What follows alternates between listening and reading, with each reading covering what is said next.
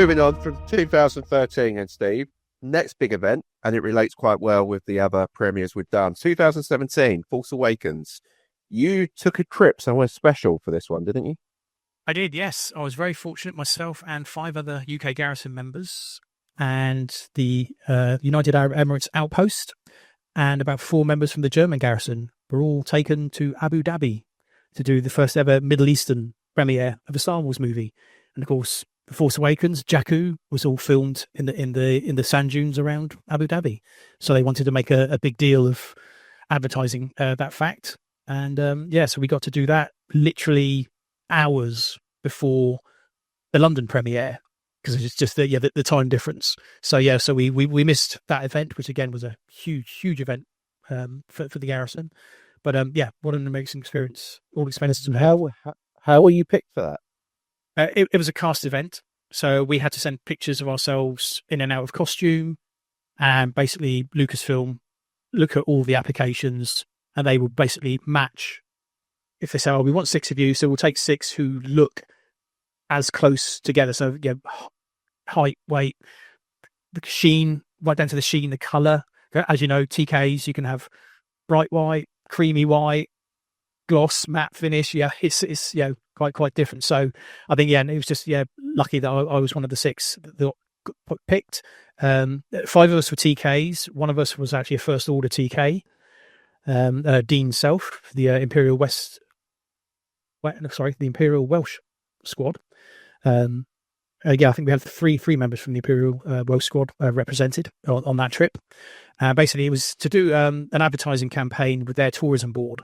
So for the first couple of days, it was going all around Abu Dhabi, famous landmarks, carrying these little logos, hashtag in Abu Dhabi, to try and build up their tourism. Say, come and see where Star Wars is filmed, kind of thing. So we did that. The German Garrison went to some hospital visits.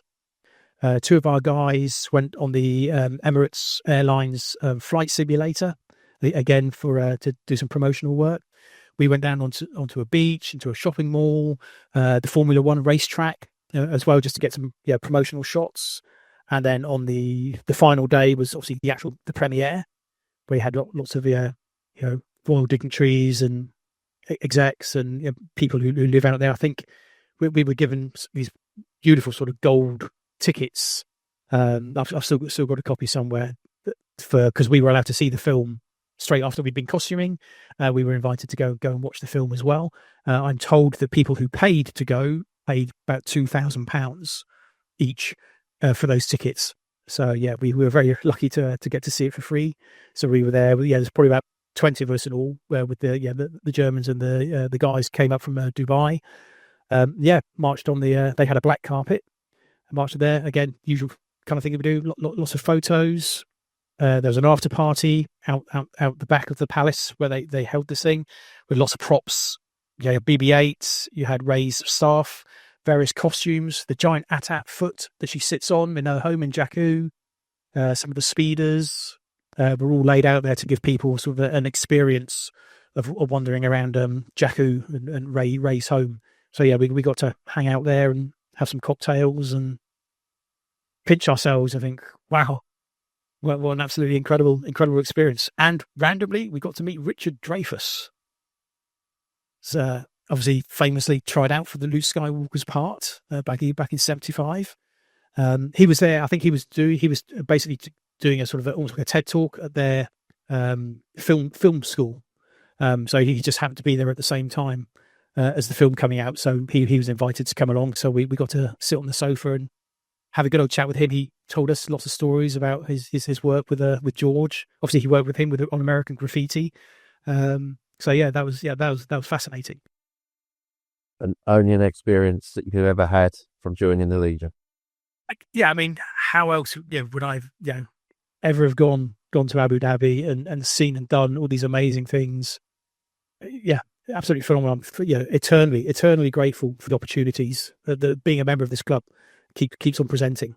It's an absolute, and it's an honor. It's an honor to represent the club so that we can continue to do these sorts of events. And I guess you see it as a thank you for all the work that you do on all the other events. Like I say, the stuff that maybe doesn't get the limelight, say all the hospital visits, all the wish granting, all the various events, the collectomanias, the memorabilias, where you go around with charities, rattle the bucket. It's all the work that you put into your costume, into running the club. People don't realise. Yes, we do it for fun. It's a hobby, but it's an unpaid job. You know that. PR. It's PR never sleeps. Media is 24/7, isn't it? So it's nice. It's nice to get those treats as a reward, I suppose, for all the hard work that we do to keep the love of Star Wars going. So it's been one of the best decisions of your life, joining the Garrison and the Legion. Absolutely. Like I say, I'm still friends with people that I met 20 years ago. I've been to birthdays. I've been on holidays with them. I've been to weddings, New Year's Eve parties. I've had stormtroopers at my wedding. Awesome. Although if we have a coach up, we do have a kiss of that as well. You do get into trouble though. Tip for any future grooms: make sure the bride is the only one wearing white. So you may get in trouble. But sadly, a funeral of a friend, Alan Poole, who passed away in 2011, and we have lost other members since then as well. Sadly, too many to be honest. But I got a job again. The guy that I met, Leon, 2014, I'd been made redundant. He'd start up a new company. It had grown to a point where they needed a new finance guy. He said, "Come and interview." And it wasn't a sure thing I'd get the job, but again, it's people you meet. The fact that he'd lent his costume to me for the marathon, I was in a position in 2016, 2017 to loan my costume to a guy called Jez Allenson, a mutual friend, Mark Newbold, on the collecting scene, put us in touch because again, he had an idea. I want to run the marathon. I want to do it in a stormtrooper. Am I crazy? No, you're not. Go and meet this guy. So I loaned him my costume to do the first one. I had a spare kit that I bought way back in 2004. I'd won 2 eBay auctions and ended up with 2 stormtrooper kits. So I made one, joined the Garrison, the other one sat in a box for a decade. So I donated that to him. Some other members donated some parts. Another member worked on the same airbase as Jez. He helped him build his costume. And then he went and did multiple marathons over the next 8-9 years, ran around Pinewood Studios. He ran at Celebration in Orlando, ran at Celebration in London in 2023. And the guy got a world record for the fastest marathon in Stormtrooper costume, just under 5 hours back in 2018, I think. And he's raised close to £90,000. Wow. Plus gift aid. So you think, would any of that have happened had I not joined? When I joined, met Leon, run the marathon, all these things interconnect. You just don't know where it's going to take your life, both within and without the Legion. Like I say, I've been very, very lucky. I'm absolutely blessed with the people I've come to meet over the years and the things I've got to do. And I hope more future generations join up. Yep, that's the big thing, isn't it? We need young members to carry on. Yeah, we're not getting any younger, sadly. I remember Star Wars the first time round at the cinema. But I mean, I will keep doing it as long as my body allows me to. But I think our old CO Gary once said, it's the best fun you can have with somebody else's clothes on.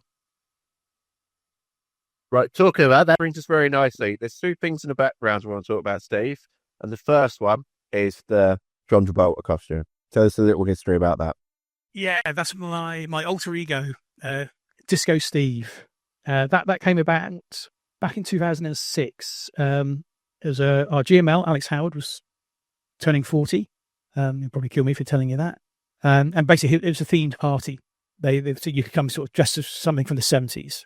Now, I've got a friend. She works at the National Space Centre, Malika. She's also a member of the UK Garrison, an honorary member. And she used to work in theatre. And she said, look, I've got access to loads of costumes. I said, oh, awesome. Can you get me like the John Travolta, the white suit from Saturday Night Fever? Because I'd love to wear that. And she said, okay, I'll see what I can do. Anyway, come the day of the party, she rocks up and you see the spandex. You said, it's spangly, it's sparkly, it's dancing. I'm like, right, okay, I've got to wear that, have I? But I did, to be fair, had a good laugh, minus the helmet and all the armor pieces, just the spandex costume. Went down quite well. Everyone had a good laugh. It made an appearance a few months later at the UK Garrison ball. They hid me inside an armor crate, one of those massive big toolboxes, and basically I was a secret auction item, dressed as Disco Steve. Nobody had been told what it was.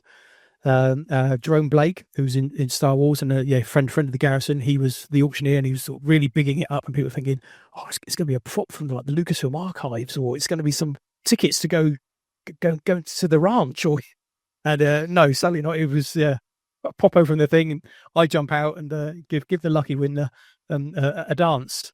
And people just had such a hoot with that. That when I went out. What year was that, Steve? That was 2006, November 2006. Then when I was lucky enough to get picked to go to the Rose Parade, John Harris, the CEO, said, "Oh, you've got to bring that along. They'll love that. Yeah, we're going New Year's Eve party. You got to stick that on." So again, we did that. After we'd done the Rose Parade, it was all done and dusted. We were all back in the hotel, all having drinks and just chilling out. I borrowed one of the Jedis that was there. I borrowed his robe. So I came out into the foyer, all covered up in the robe. Ian Thompson, who was there as well, he whacked on my signature tunes, which was Scissor Sisters, I Don't Feel Like Dancing, ironically. And he'd whack that on. I'd throw off the cape and reveal Disco Steve, and then start dancing and acting up. And all the bills were coming out. People were sticking money down my top. I closed the bar because they actually thought I was a stripper. I mean, we raised about $300, which we handed over to Urban to say, there you go, stick that in the Make-A-Wish charity pot. I mean, they were a bit soggy, let them dry out first, but and it kind of blossomed from that. And then it was always a case of, right, Celebration 4, Celebration Europe, is Disco Steve going to make an appearance? And I must say I was a little self-conscious about it, and that's why I added the armor parts and the helmet, so I kind of hide my shame a little. But I thought, hey, look, if it's people are going to throw money at me and it raises a bit more money for charity and everyone has a bit of a laugh, why the hell not? Don't take yourself too seriously. And it grew from that. And so I mean, I've not worn it since 2013, 2014. I probably I'm not as live as I used to be. I probably don't look as pretty in the costume anymore. But the standee, my best man, before mentioned Steve Smith, thought it'd be fun to have a visual aid at my wedding when he gave his best man speech, because nobody outside the Garrison knew about Disco Steve. And obviously now my family, my friends all know about Disco Steve. And they're like, but you're so quiet. You're so shy. You're such a wallflower. But hey, they always say you've got to watch the quiet ones. So Steve was your best man at your wedding, did you say? Yeah, my best man at my wedding. Did you know him before you joined the Garrison? No. Yeah, he joined in 2008, and then so he looked to get involved. I was on the events team in 2009. He looked to get involved on the events team. Then he and I ended up sort of running the events team in 2011, and we sort of overhauled the system and brought it up to what it is today, just to cope with the volume of events that we're getting. And he's just one of the guys. He's solid, dependable, very likable, very friendly. He's got time for anybody. We both lived in London, so we used to appear at a lot of events together. It's just through that really just became really, really good mates. And so there's another amazing reason to join the Legion. You're best friends. Absolutely, yeah. Don't regret it. I only regret not getting to know him better sooner, to be honest, because like I say, but it said there's so many people in the club, there's so many people that you meet, and I just kind of but all ancient history now. And there's one other thing in the back, Steve. It's a picture that's St. Paul's, isn't it? Yes, up the top there. That was taken still one of many photos for the Rogue One promotion.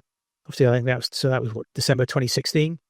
Again, because obviously famously one of the scenes was shot at Canary Wharf, London Underground station. It doubled for the Scarif sort of tunnel that you see the troopers and the protagonists moving through. So they wanted to do a video and some shots of basically stormtroopers marching through London, getting on the tube, and eventually ending up in the cinema and then sitting down and watching the movie. So what we did on the first day, we actually shot a lot of it in reverse. We were in the cinema in Leicester Square. So we filmed that first. only the first, I think, row or two of us were in full kit, because, as you know, you can't sit down in a stormtrooper. So all of the guys who were further back, they were obviously masked by us and the seats. So they were only had their costumes on from the top up, legs, bottoms, none of that was on, so they could actually sit down properly. So it was only us at the beginning. Then we went off to Canary Wharf, shot some scenes there. So some great photos of us coming up and down escalators. We've just got them up now. There's a great photo of, again, it looks about 20, 25 stormtroopers coming down the escalator. Yeah, and that was difficult because obviously vision is limited in your helmet and you're walking onto moving stairs. You can't see, you just had to gauge and watch the guy in front to work out when it was time to step on and off the elevator, because before, it's going to get messy if we all go tumbling down those stairs. And then, that was a very late night shoot. Then we were up for about 5:30, 6 a.m. the next morning, stayed in a hotel just behind the new Tate Modern. And we ended up walking up onto that's the Millennium Bridge that goes across the St. Paul's. Did some photos on that. And then, obviously turned around and we did some marching for some videos. But then, that was the iconic shot that, again, has been used in some Star Wars books and on lots of promotional work as well. It's a beautiful, beautiful shot. Just let's say that's the thing with Stormtroopers. One looks cool, 2 look great, 10 plus look amazing. Missing one thing, that photo. Darth Vader. Yeah. I know. All Darcy. There's no Vader, Brad. Don't say that. Because I'm a Vader, that's all. Oh, because the limelight, see, they had to give it he's some other thing. Yeah. That's why Vaders hate Wookiees. Yeah, always get upstaged. But again, a great thing to be a part of, to be asked to get involved with. So, 25 years. Think we're still going to be here in 25?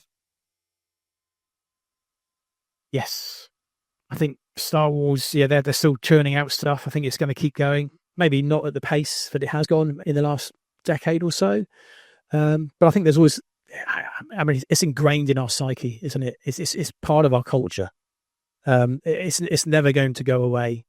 As long as we keep getting young blood joining the Legion and keeping that fun going. And like I say, I don't have kids myself, but I'm sure, a lot of our members, they have kids. They're growing up. They're being force-fed Star Wars shows by their parents. So they grow up loving the show and knowing the characters, wanting to join the club and dress up. So I think it's a self-perpetuating thing. Yep. 50 years next year from A New Hope.